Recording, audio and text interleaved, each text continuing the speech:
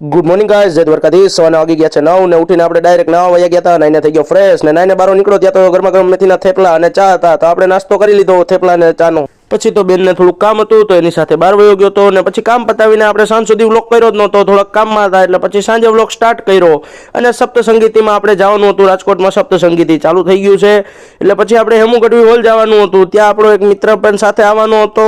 ત્યાં રસ્તામાં મિત્ર ભેગો થઈ ગયો. મિત્રને ડોક્યુમેન્ટ હતું માથું તો મેં કીધું હાલ ભાઈ હાલ આપણે ફટાફટ દવા લેતા આવીએ. તો આ છે મારો મિત્ર જેનું નામ છે નીરવ ધોળકિયા. પછી અમે બંને વયા ગયા હતા મેડિકલ, જે દવા લેવાની હતી દવા લઈ લીધી ને ત્યાંથી પછી એસ્ટોન ચોક થઈને અમે હેમુ ગઢવી હોલ પહોંચી ગયા હતા. પછી હેમુ ગઢવી હોલ પહોંચી ગયા. જો આ છે અમારા રાજકોટનો હેમુ ગઢવી હોલ અને ત્યાંથી આપણે ગેટ ઉપરથી જે પાસ હતા એમાં સ્કેન કરાવીને એન્ટ્રી લઈ લીધી હતી અને અંદર પહોંચી ગયા હતા. એટલે ડાયરેક્ટ આપણે ઓડિટોરિયમ હોલમાં જવાનું હતું. પહોંચવામાં થોડાક લેટ થઈ ગયા હતા અને પહોંચી આવ્યો તરત જ પ્રોગ્રામ ચાલુ થઈ ગયો હતો.